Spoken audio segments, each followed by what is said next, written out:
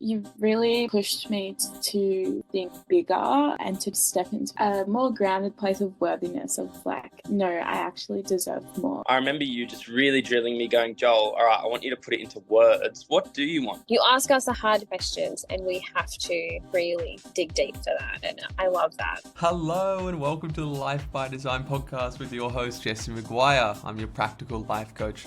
It's all about helping you create calm in your life, clarity in your goals, and authentic confidence to take your next brave action step to live a life that you're proud of and one you love. I'm so blessed to have you here today listening, and I genuinely love to hear from you. A few ways you can let me know there is by leaving me a like, a 5-star review, a follow, sharing this with a friend, or dropping into my Instagram DMs and letting me know what you're taking away from today's episode. So, if you're ready to dive in, grab your herbal tea, grab your journal, and let's do this. Hello and welcome, you amazing people, back to the Life by Design podcast with your host, Jesse McGuire. I have the absolute privilege of sitting down with Danny and Laura from the Hearts Minds Barber from Tukley, and they are spending some time today to share their amazing story of continual huge life leaps and brave action. And I was just saying to them both off air, I always wonder what's going through your head when you're living life, because they run a huge operation that you can check out on their Instagram in the show notes below, and are such a power couple. So I feel so privileged today to be able to sit down with them both and ask them some deeper questions. Welcome, guys. Thank you. Thank you for having us, Jesse. It's always a pleasure catching up with you, my man.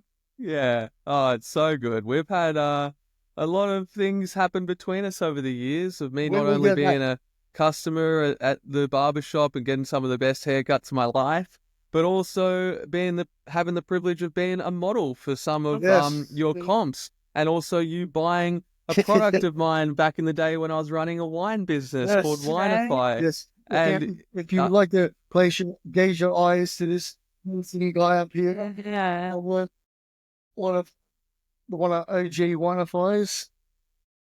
So good.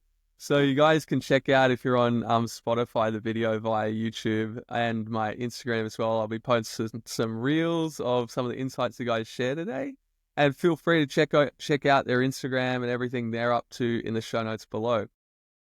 Guys, there is so much we can talk about, and I would love, before we dig a bit deeper, to rewind to back in the day when you were living in Ireland and life back then, before you made the leap to not only move countries but change careers and start a whole new chapter in your lives. I'd love for you to rewind us back to back then and what life was like, and what inspired the decision to make the big change, and where did you find the courage and the belief to take the risk on yourself and back yourself as a team? Okay, so where do we start in terms of Belfast or Wales and things like that? To kind of condense it, I moved back to Belfast. I'm originally from Northern Ireland, and I moved to Australia when I was younger with my parents. But I was in the army here, and I hit an age where I wanted to travel, but also push myself into a new job, a new role. So I'd actually moved back to Belfast to join the Royal Marine Commandos in 2010. And then during that time of joining up and things like that, I met the lovely Laura at an establishment in Belfast. And then from there, we Sounds so dodgy. at a nightclub. Yeah. And then that was in 2011. So from there, I guess at that stage, I had a salon, and I was a single parent. I had 2 boys, and I had just gone on a year of personal development and growth, working on myself after quite a interesting, lot of years before that. But yeah, so things that I was kind of pursuing, hobbies and interests that I was just had never really had the opportunity to do, and was not looking for love at all. neither was Daniel. He was there to pursue his dream career, and boom, like it was just destiny brought us together, and that was the beginning of a really interesting 3 years in Belfast together. So Daniel went on to pursue the passing out with the commandos, and I continued on with my business that I had and raising my boys. However, in Belfast, it was a really dangerous place for us to be together because of his work. So if you know the history of the Troubles, anyone who's dating someone as a soldier or anything like that would be a target. So we had to keep it quiet that Daniel was in the job that he was in. He had an Aussie accent, so that kind of I just played a bit. I just played the Aussie backpacker card. Who, once I got in, I was working as a mechanic over in England or Scotland or wherever I was based at that time. But yeah, the dynamics for us to be together were quite challenging at the start. You know, we had the nicest kind of breakups at some stages as well, just because we thought it was going to be a little bit too tricky for Well, we were just safety ways. doing what was safest for Daniel, what was safest for my boys and me. And a couple of times we're like, do we just, call it a day and not be together because that's safer option? And that wasn't the be. So the closer and closer we got, the more in love we fell. And we were both gutsy and adventurous and definitely on a journey of pursuing something bigger than ourselves. And we ended up, my mum suddenly passed away and Daniel was there for me. It was a 3-week sort of unexpected short illness, and Daniel dropped everything while he was in the Marines to support me and look after my 2 boys and allow me to be with my mum for those 3 weeks in hospital. He just kept them well in school and stuff. And that to me was like this knowing of who has your back, who's in your corner when it really matters, like who can you fully depend on. And that for me solidified our relationship and our love for each other. So then we ended up getting married in 2014 after that. So we already were engaged at this stage, and we were planning on maybe a year and a half down the line, and we decided that no, life was too risky. This was too risky. The whole situation was not nice. It was looking over our shoulders wasn't a nice way to live, and we just thought we would get out of there. So we got married real quick. We did it in 6 weeks with our nearest and dearest family and friends. And we left 2 days after the wedding and moved country to I kind of moved from Scotland to Wales at the time. So it was like, let's just start life now. Let's crack on and move to Wales and, start life, basically. I ended up grabbing and flying from Wales to Belfast, getting a van, filled up the van at the house, caught a ferry from Belfast to Scotland, drove down to Wales, unpacked the house,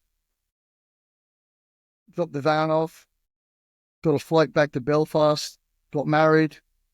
A day later, we put everything else into their car with the kids in that and the dog. I already took the dog before. Went back to Scotland, drove back down to Wales, and that was my wedding night. It was a busy week. There was a lot going on. We were getting married. We were moving countries. At this stage, my boys didn't even know what Daniel did for work. They were 10, 12 and... Yeah, they found out on the boat over. 10 and 12 they were. And on the way over on the ferry, that's when I could finally tell them, because I didn't want to put secrets on them they would have to keep. So it was a big, big year. That it's never stopped being big. It's just been like it's always big. There's always something going on. It's like kind of stepping into new challenges and new adversaries, and we set the tempo early. Yeah, for sure. Yeah. And things were, like you were saying, in Belfast, dangerous. So you were pushed out of there for reasons that were love, and like because you wanted to make it work, and you were together, and then when you guys decided to go into the barber and to Australia, can you tell us about that change too? So the pace had been set and things were moving from the Yeah. beginning, and there have been big years and ever since. Hey, So I got quite a good job in Wales in terms of the special forces side of things. It was a fantastic opportunity, and it was really good. Had a great time, did a lot of cool stuff. But it got to the stage where I was hitting 30, and Laura, I'd set up a little hairdressing salon in the garage. I busted my ass, and she was in here making way more money. For example, looking after all the bosses' wives and things like that, because we're living on a marriage patch. And it just got to the stage where we kind of thought, like, what am I doing? Like, am I going to do this for the next 10 years, 20 years? Or I'm 30, I'm still young enough to make a change. What am I going to do? Like, it's such a big question to ask any soldier. What are you going to do after the military? So I want to know, Johnny. The key thing in there was that we had decided to have a baby together as well. So Daniel's heart was, I don't want to be going away. If I'm going to have a son or a daughter, like, I want to be there for them.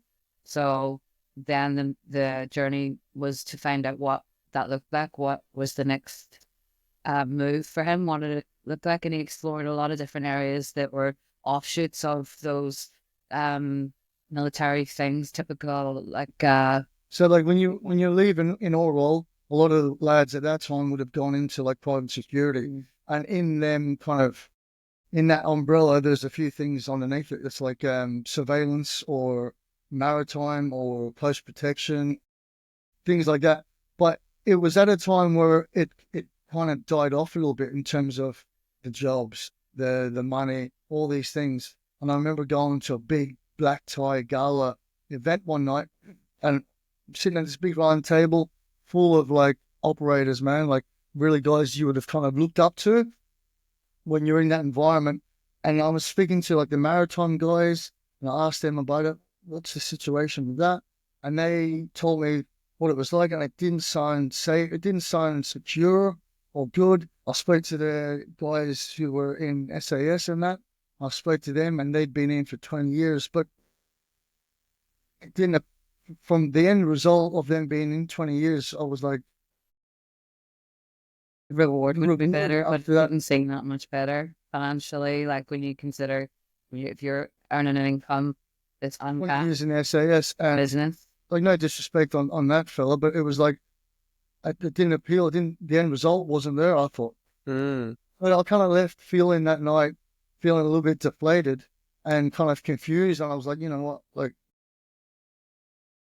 stay in. Like there was nothing wrong with staying in. Like stay in, secure a job, great career and opportunity. But I kind of knew there was something else that we kind of wanted for our lives. And definitely with the encouragement of Laura encouraging me to pursue something was Right. I would just jump in and say, if anyone was thinking of doing something different in their career, Daniel intentionally went to those networking events to talk to people that had come out and done other things. So he positioned himself in places where he could pick people's brains. And that was I think a really smart way to figure out his next steps, like was to go and get around people that were doing that. And from going to those networking events and picking those minds and feeling like nothing's really itching the scratch with where you want to go, is that where, Laura, you stepped in to encourage Danny to get into barbering and business or take on these opportunities, or how did that come about? That came about because, well, I could see where he was at. I could see that he had decided in his heart first that he was choosing different. He was going to choose to pursue something that was going to give him the life that he actually wanted, what in his mind he had visioned the life that he wanted. And he went out, spoke to all those people. If that didn't line up, what our stance is, when we moved to Wales, when we left Ireland, about 4 weeks after leaving Ireland, we got invited to church. So we just come back to like this faith of trusting our lives to God and following Jesus's ways. And so what we did was, what we learned to do was to pray first about anything. So rather than try and figure it all out ourselves on our mere human wisdom, we sought insight and wisdom from the divine source that we call God. And that was our stance, was we pray first about everything. So I remember very clearly the night Daniel came home from the networking event. It was about 3 o'clock in the morning. He woke me up. He's, just those people are not doing what I feel like I want to be doing in 10 years' time. I just was confused. And we prayed about it at about 3 o'clock in the morning, went to sleep, and it was the next morning that we woke up and he just started talking about barbering. When I was last in Ireland, my shop was attached to a barber shop. I wasn't barbering, but I was in the city centre and my salon was attached to a barbering shop, a really good one.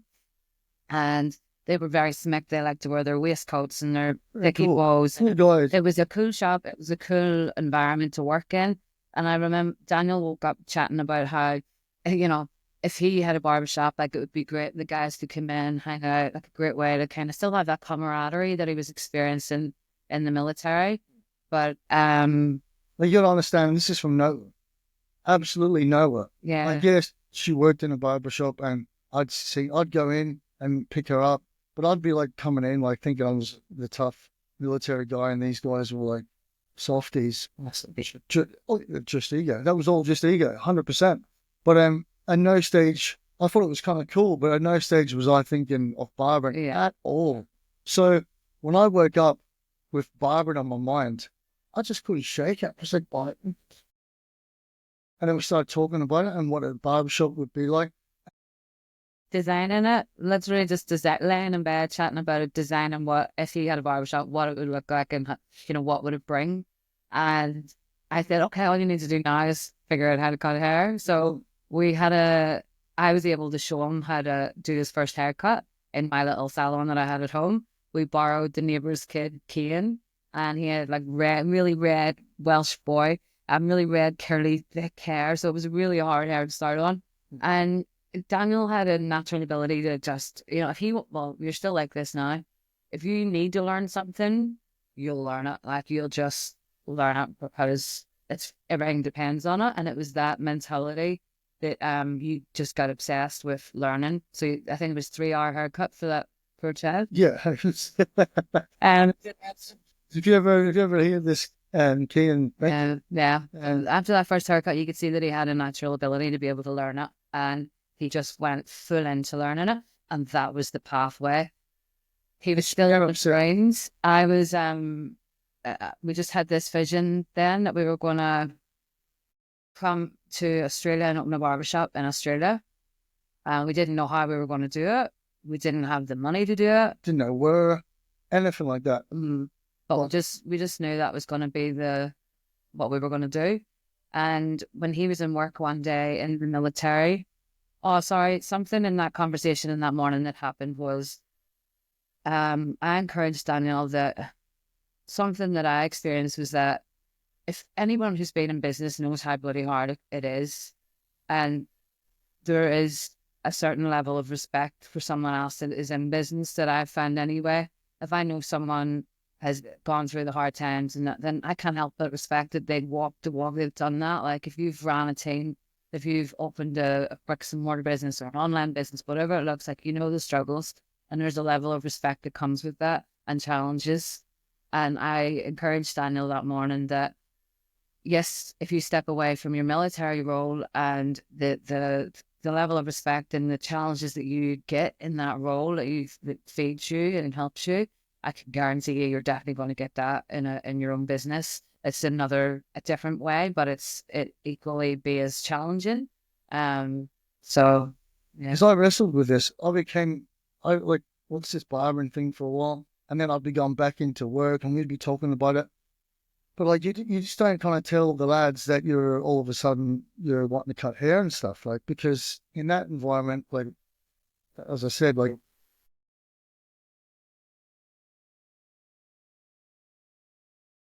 But yeah, I just became absolutely obsessed with it, and unashamedly, cut hair for free.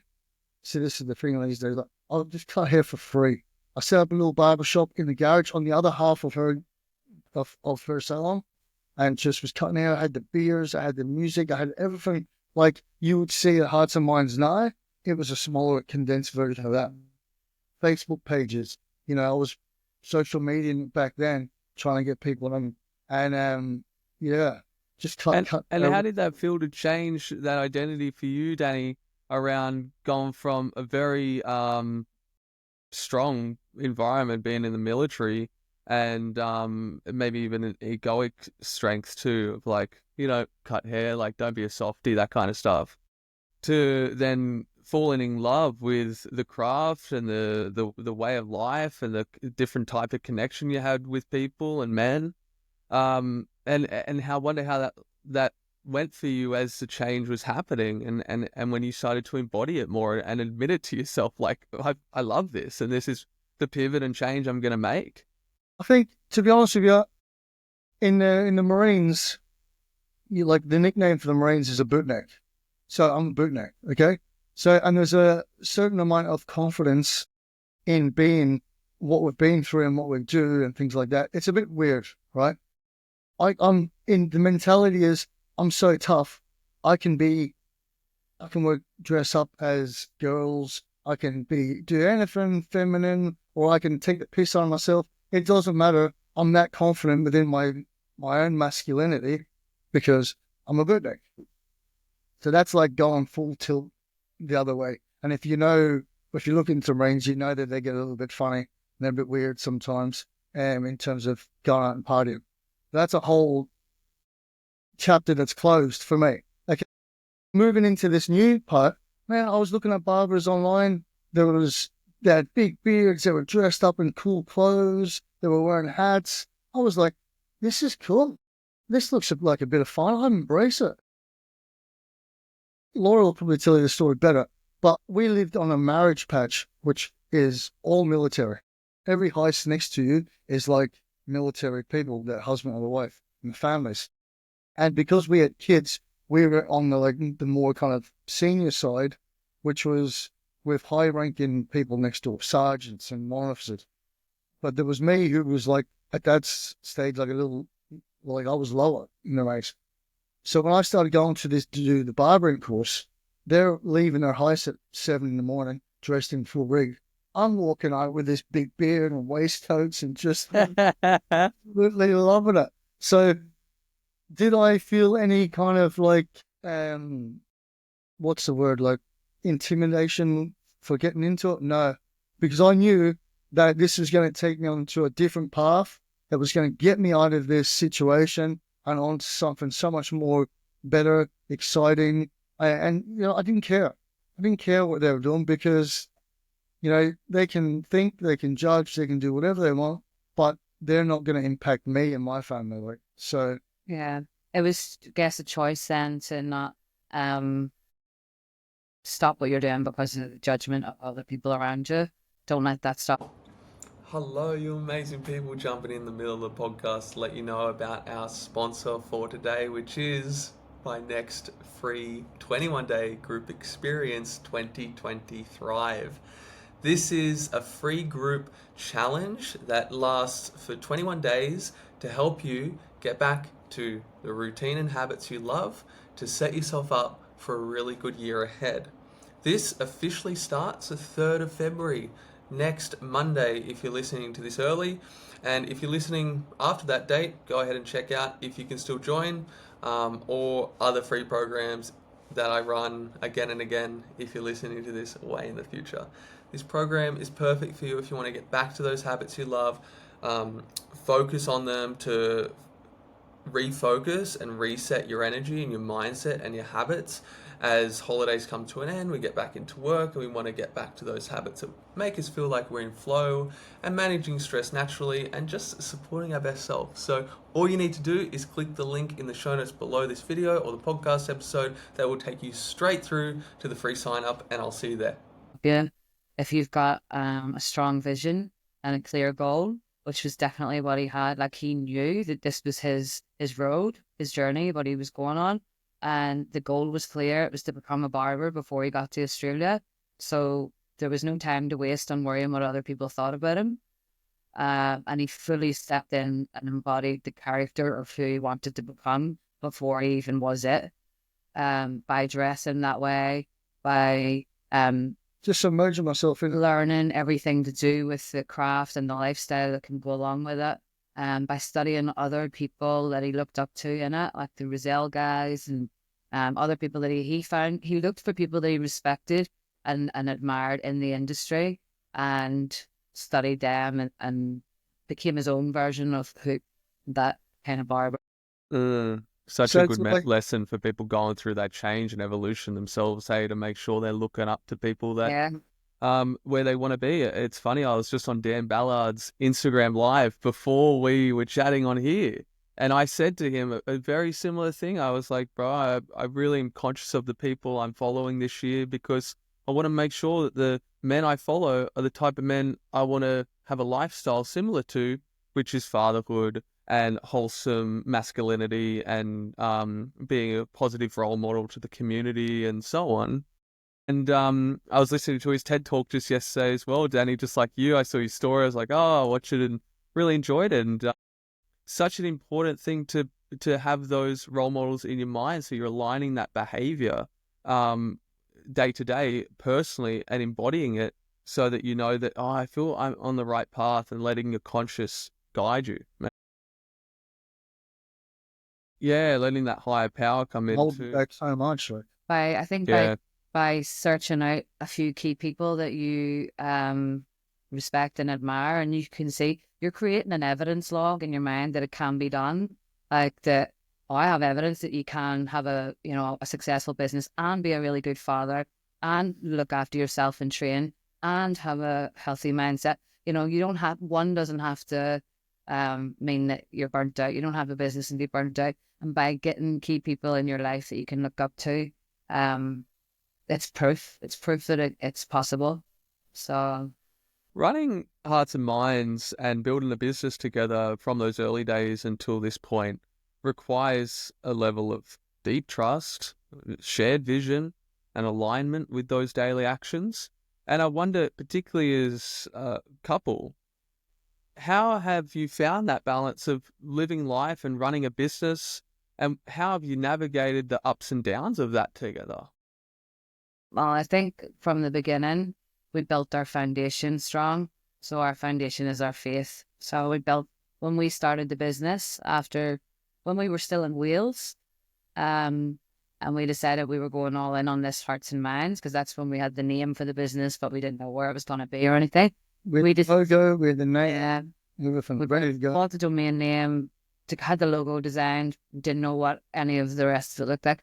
But I remember saying, we build everything on top of this, then whatever comes at us, we might be shaken, but we won't be broken. Like, we won't be taken down. So yeah, I guess it's always been the foundation of our marriage, of our business, of our parenting, of our leadership.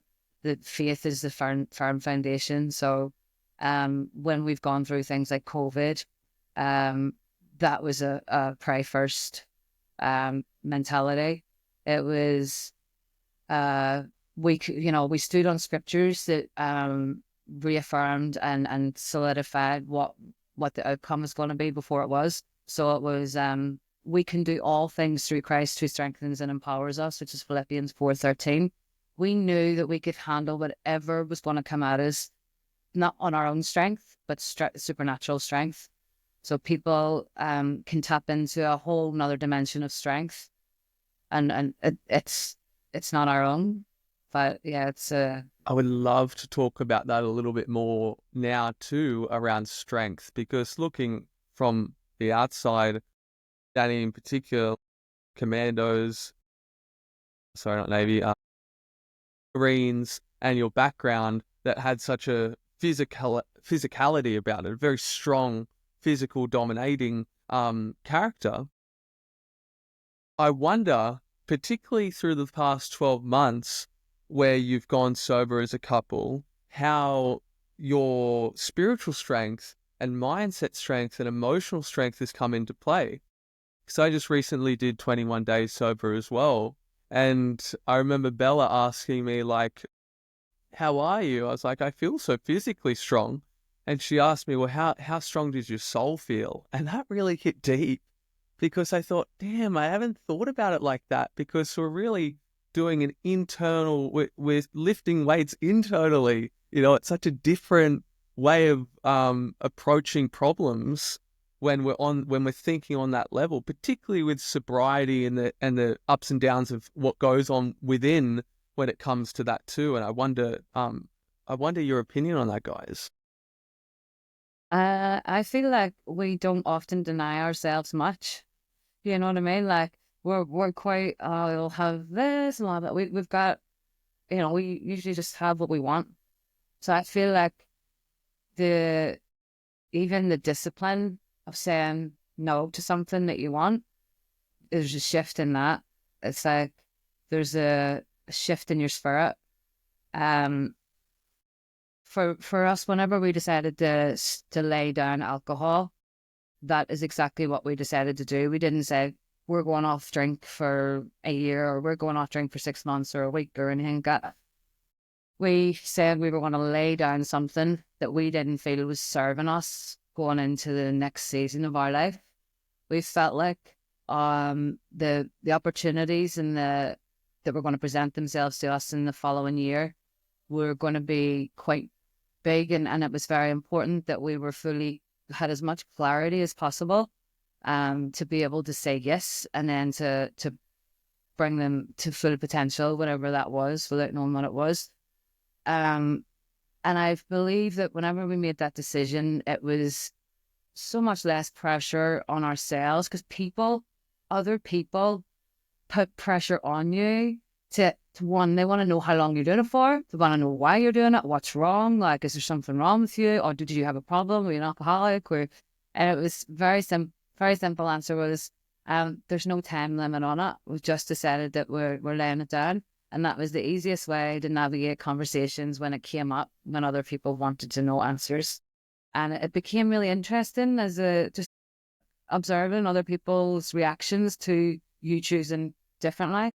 It kind of shocks them a bit, and they're like, oh, why? Because it makes them feel like, I don't know, maybe they might see us as thinking that you think you're better than me or something. I don't know, whatever they think. It's not us.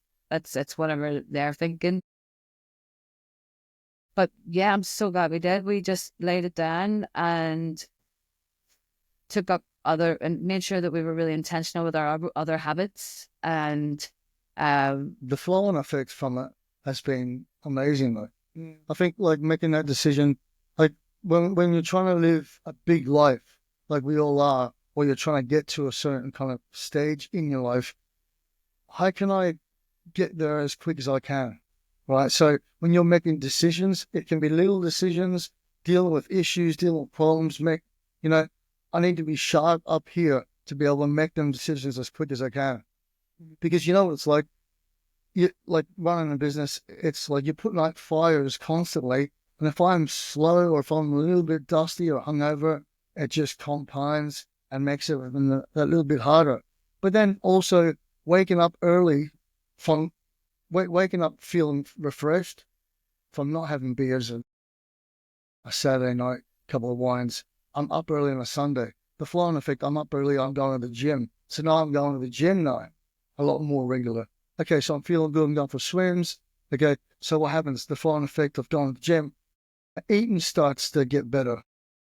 I start thinking, how can I improve myself? I need to start making sure I'm getting enough sleep now, because I'm training and I'm putting the right food into my body to fuel that. And I'm drinking enough water. It's all these little things from one kind of decision. It's the flow-on effect, and is awesome. And we're still on that journey itself. We're not fully nailed it, but we're getting into a good routine. It's getting better. And yeah, for sure. I would say also that a big part of our purpose and our beyond our cutting hair skills is that we're one-to-one with a client every 30 minutes for 8 hours, maybe 40 hours a week.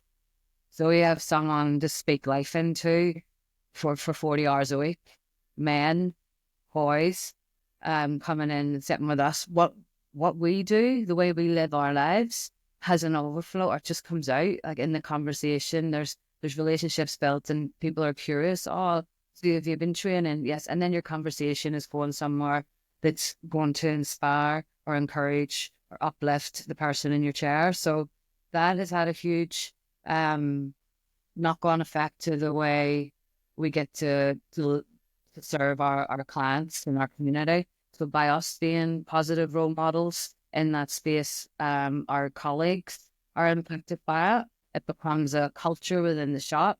And then our clients are also getting involved in that culture too. And for us going forward with Hearts and Minds, that is the big goal, like, is to create that culture and let that overflow into our clients so they're welcome to come on the journey with us. Yeah. As we evolve, we want people around us to evolve as well.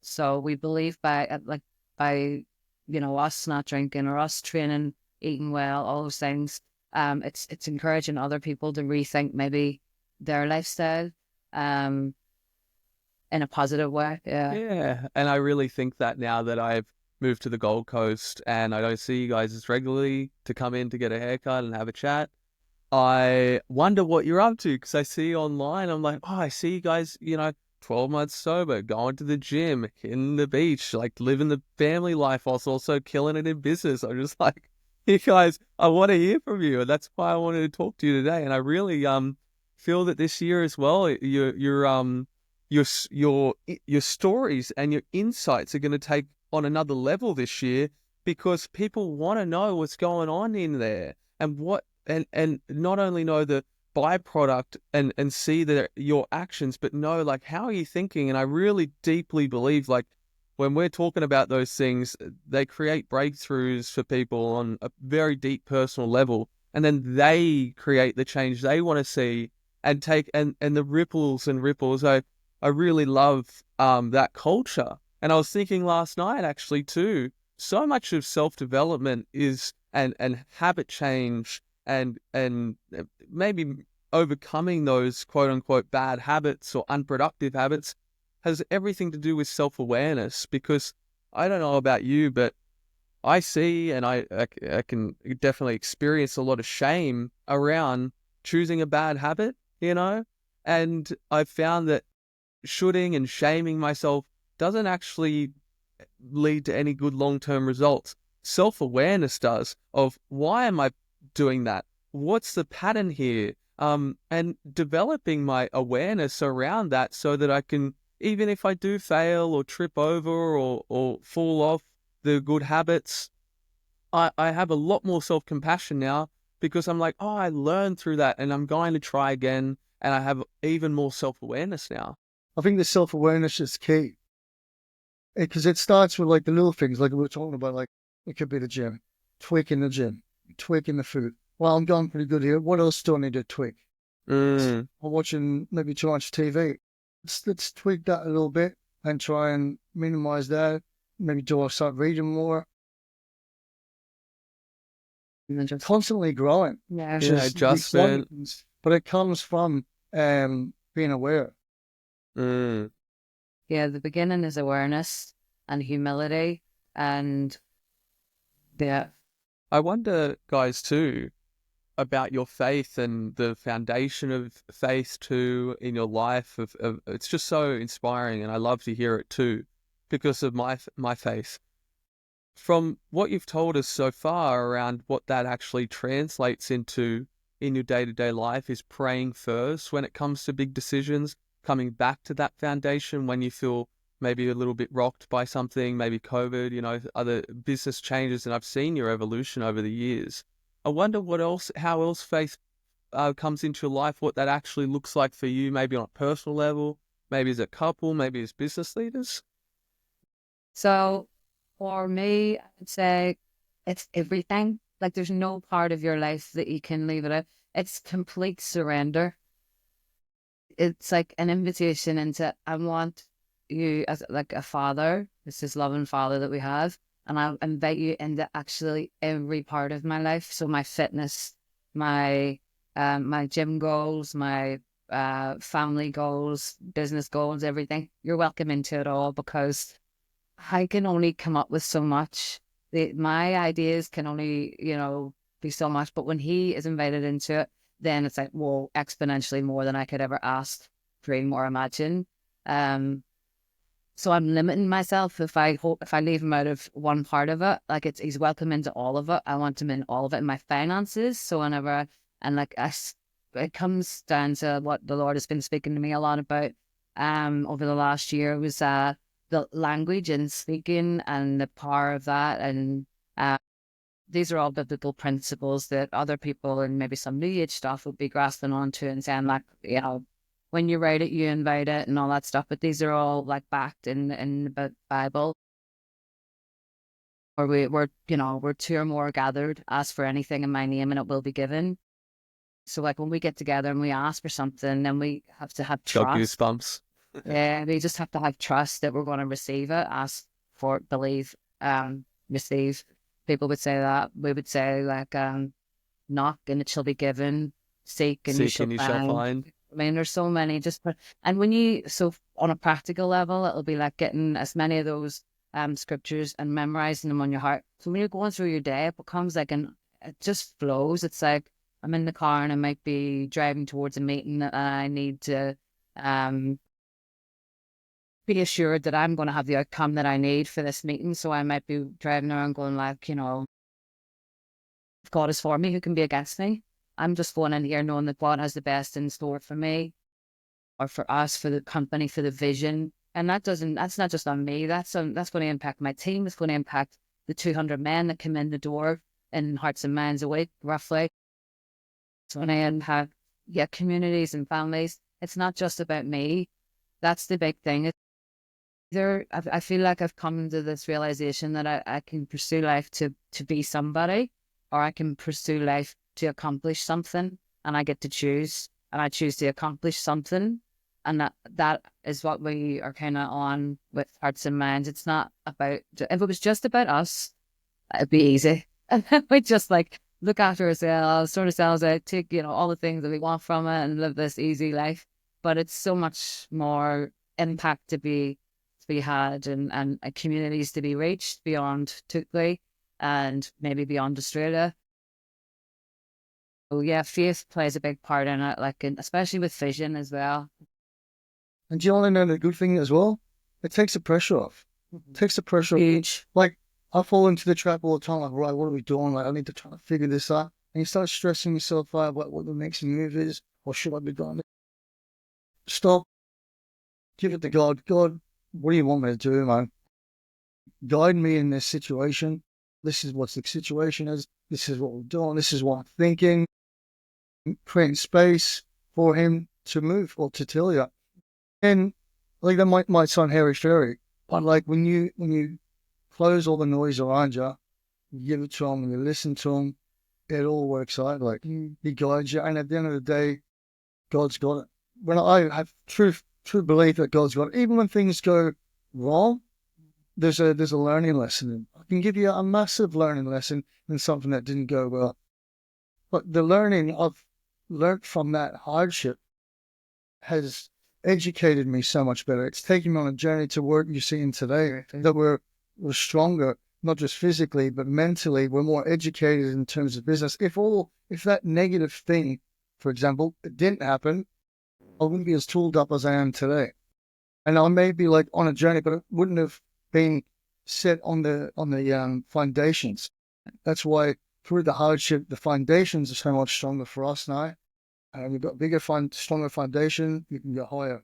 Instead of small foundations, you can hit a ceiling. That's what I believe anyway. Yeah, oh, absolutely. And I've just got goosebumps. I'm welling up with tears. I'm feeling like I'm getting a lecture from you guys. It's so beautiful. You're speaking to my heart. Sorry. No, in the best kind of way, because the past sort of year, my faith has definitely developed and matured, I guess, in my own seeking.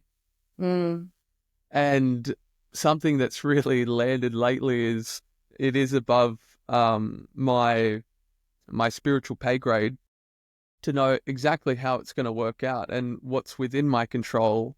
The things I get inspiration from prayer, and to take action of what God's put on my heart.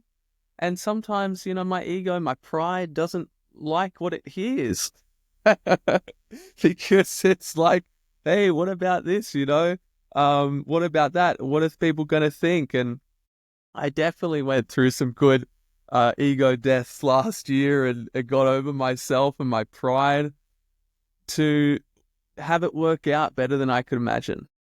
That's so good. Good. That's awesome. We just get, sorry. Yeah. No, I was just going to, and we just keep getting to mature in it. That's the amazing part, is that when we just kind of get to spend more time with them, we get to keep discovering new levels, keep maturing in our faith. It's not often what we think it might look like. It's one thing that keeps me going is like just like what we're doing here, we're talking and we're sharing advice and ideas of people who have done it and done different things. And I looked at people who have like done big businesses and done their legacies are huge, and they all seem to say that don't quit. And it's hard, but through every hardship is learning. So the way I kind of have that in my own brain is like levels. So when you're coming up to another level, when you're trying to break through this level, guess what? It's going to be hard. If it was, and then this is where people would quit and stay at this level. Or do we keep going, go through the hardship, and then boom, we're up at another level now. We're operating here.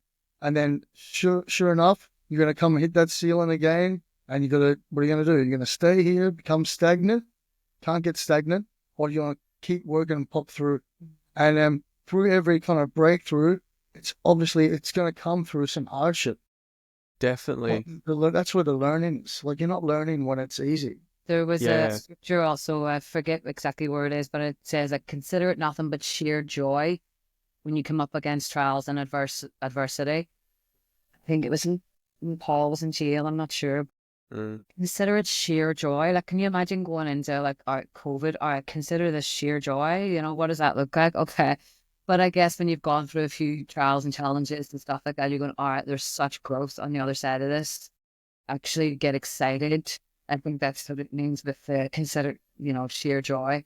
Absolutely. Get excited. I love that, because a lot of people talk, especially in the coaching industry, around pushing your comfort zone to grow. And I've always thought about it like that. It's not very attractive, because people are pushed enough by life. And I always think like, well, let's flip that around. And instead of thinking, all right, you need to get out of your comfort zone to grow, which is obviously we do, but a little mindset trick that I always think about is, what is the life by design that gets me so excited to live that I can overcome any challenge? And giving myself those questions of, if this trial and tribulation was sheer joy, how would I respond? And they're just simple questions, but they really can affect our energy in those challenges. And I find coaching is the ultimate cheat code to getting through challenges in a very wholesome, positive, aligned, and excited way. Yeah, it's good. Love it. Yeah. Oh, guys, thank you so much. I appreciate it on a very personal level, hearing your insights and your stories today, and having the privilege to share your voice with my audience and beyond. I foresee this year is going to be amazing for you guys, and particularly your voice online. And I'm so excited to watch that evolve even more, and to where 2025 is going to lead. Yeah. Yeah, we're super excited about 2025. We're, just talking about all the hardships and things like that, the trials and the learning, like that's prepared us to what we feel is in preparation for our next season, which is what we're moving into now, which is really exciting. And I think, I know if we hadn't gone through the previous couple of years, we wouldn't be tooled up or skilled up enough to be able to offer what we're going into. Yeah. So it's they were all opportunities for us to exercise our own mindset and abilities to go, okay, I know that got me through that. I know that if I can get through that using those mindsets and techniques and tools and stuff, then I know I can help someone else do that too. So, okay, how many people can I help? Like that's, if I can do it, other people can do it too. Yeah, absolutely. Oh, so exciting. Is there Thank you, anything Jess. else you care to share before we wrap up, guys, around the people listening, or what you're up to, maybe what you're doing in March, and how that decision came about with your new what you've laid down and what you've picked up? Yeah, so we will, at the end of 2024, we did a vision board together, and on those things we've got one in particular was a Thailand trip for us to go as a family and train Muay Thai for 2 weeks. And that is booked and happening in March already. So that's super exciting. Exciting to see it come to light straight off the back of the vision board, and really exciting to get to live out the life that we want to live. Like we want to keep giving into our community and keep giving into our team. But if we don't have that time together to replenish and restore and do the things that fill our hearts with joy, then it's what's the point? Like, so this is a big tick in the box for us. We're start again. Yeah. We've been back training. Like we've always been training, but like we've been back All in. focusing back on Muay Thai again. So we've been doing like 2 sessions a day, and shoulders are sore, but like I'm so looking forward to getting back in and stuck in. And our sons are coming too, That'll be which is going to be cool. And they've been training. Yeah. So shameless plug. If you want to watch that, we will be putting that up on Hearts and Minds TV on YouTube. So follow, subscribe. Yeah. I'll absolutely be following you along there. And just like what you said before off air around why you booked the trip and how it's so aligned. That was, well, when we decided to lay down alcohol, it wasn't serving us. We picked up more of the things that do serve us. And the idea of going on a holiday to sit around a pool and drink cocktails all day would just leave us needing another holiday when we come back. So the whole idea is to go away and get stronger, healthier, have that rest. So it's going to be lots of training, but lots of healthy food, lots of massages, lots of reading books, lots of just slow days in between all of that. And it's just we're gonna come back and have so much more to give to our team. That we're really looking forward to. We're doing lots of coaching as well at the minute. So we've got our education side of the business has been going gangbusters, and we've been working with lots of other barbershops and helping them with little issues that we've already gone through. We've got lived-in experience of running shops and teams where we've had up to 25 people at one point on our payroll system, and it was like, oh my gosh, the things that you just go through that you can only really understand if you have lived-in experience, if you've done that. And we would now love to share that with people that are at the beginning of it or just stuck, and they're maybe stuck in the personal side of things, like with their lifestyle and habits or their mindset, or it's business skills, whatever it is that it's a whole combination. We've decided to go for like a holistic approach and run a couple of 2-day retreat style courses where people come along, and it includes physical training, meditation, breath work with Jake Patan, just vision, like why do you want to do what you want to do, like, outline the vision for it and encouraging them. That's a big that's a big focus for us in 2025. Imagine. Yep. So he's on board with us at Hearts and Minds. So yeah, we're super excited to. Such amazing mentors and the people listening as well. I'll put down all the links in the show notes below. And for the people listening, if you know any new barbers or salon owners, send them to Danny and Laura for their coaching, for their consulting, for their inspiration, because these are people that are not just serving themselves, they're serving a mission. Yeah, so I'll also just add to that it is open to other people as well. We won't just be running it for barbers, but we'll be running it for other people's teams as well. So if you have a small business and you want to inspire, upskill, just in maybe it's physical training, team building, culture, building, stuff like Yeah. that. You're speaking to so many people's hearts here, really.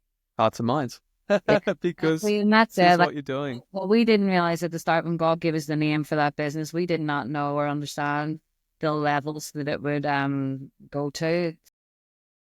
I feel like I was working on a client on Saturday in the shop, and I was just like, God, we've been working on the outside of people's heads for so long, but it's really the inside, it's the heart and the mind that you really, really are leading us to help more. So that is the vision for the future.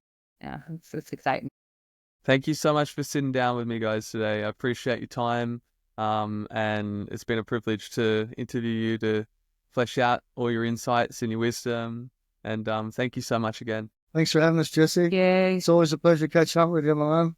Cup and car. Yeah. Couple car. Get ready for this trip. So good, guys. Thank you.